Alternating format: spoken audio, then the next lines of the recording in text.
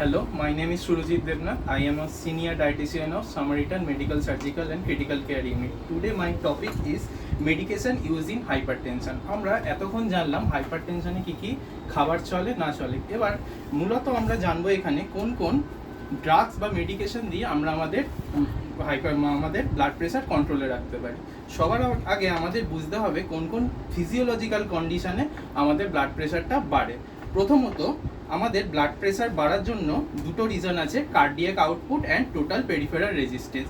Cardiac output is dependent on the total blood volume heart rate. যদি আমাদের ব্লাডের volume বেড়ে যায় তাহলে আমাদের কার্ডিয়াক আউটপুট বেড়ে যাবে, সঙ্গে আমাদের ব্লাড প্রেশারও বাড়তে থাকবে। সঙ্গে যদি আমাদের আর্টারি বা ব্লাড ভেসেলসের মধ্যে ব্লাডের রেজিস্ট্যান্স বাড়তে থাকে, ভেসেলসগুলোর মধ্যে যদি স্টিফনেস চলে আসে তাহলে ব্লাডের রেজিস্ট্যান্স বাড়বে, সঙ্গে আমাদের ব্লাড প্রেশারও বাড়বে। এবার এই সমস্ত কারণগুলো হচ্ছে আমাদের main physiological condition of hypertension. এবার হাইপারটেনশন প্রতিরোধের জন্য আমরা মূলত 4 টাইপস অফ ড্রাগ ইউজ করি। প্রথমত হচ্ছে diuretics, sympathoplegics, direct vasodilator and RAAS pathway inhibitor. সবার প্রথমে ডাইউরেটিক্স। ডাইউরেটিক্স এমন একটা ড্রাগ যেগুলো আমাদের বডি থেকে excess water and sodium body থেকে এক্সট্রিট করে দেয়। এক্সেস ওয়াটার বার করলে আমাদের ব্লাড ভলিউম কমে যাবে, সঙ্গে আমাদের ব্লাড প্রেশার কন্ট্রোলে আসবে।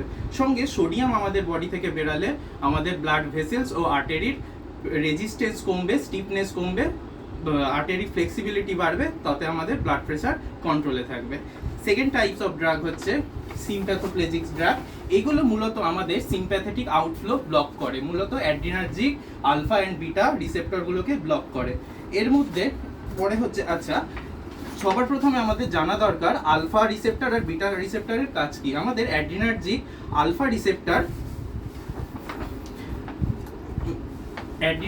আলফা রিসেপ্টর মূলত আমাদের ভাসোকনস্ট্রিকশনের জন্য দায়ী, এবং বিটা রিসেপ্টরগুলো মূলত কার্ডিয়াক আউটপুট মেনটেনের জন্য দায়ী। এগুলো সব সিম্প্যাথেটিক স্টিমুলেশনের জন্য আমাদের কার্ডিয়াক আউটপুট এবং ভাসোকনস্ট্রিকশন বেড়ে যায়। এইগুলো প্রতিরোধের জন্য আমরা 4 টাইপের ড্রাগ ইউজ করি। Drugs inhibiting central sympathetic outflow, যার মধ্যে হচ্ছে clonidine and alpha methyl dopa.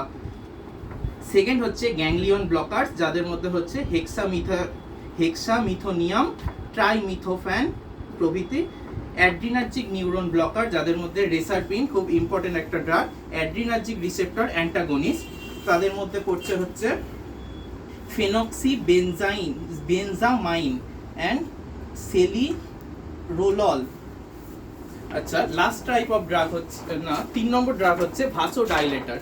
আমরা মূলত জানলাম আমাদের আর্টারির লিউমেন ডায়ামিটার যদি কমে যায় সেটাকে আমরা ভাসোকনস্ট্রিকশন বলছি, যার জন্য আমাদের ব্লাড প্রেশার বৃদ্ধি পায়। এবার আমাদের লিউমেন ডায়ামিটার বৃদ্ধির জন্য আমাদের মেডিকেশন হিসেবে কিছু ভাসোডাইলেটর ইউজ করতে হয়। এই ভাসোডাইলেটর 4টে টাইপের হচ্ছে। 1 নম্বর হচ্ছে potassium channel blocker, potassium channel opener, তারপর nitric oxide releaser, dopamine antagonist and calcium channel blocker. এদের মধ্যে আর্টেরিয়াল ডাইলেটর হচ্ছে তোমার হাইড্রালাজাইন, ভেনোডাইলেটর হচ্ছে nitrates, and both artery and venule dilator হচ্ছে sodium nitroprusside. Last type of drug হচ্ছে RAAS pathway inhibitor.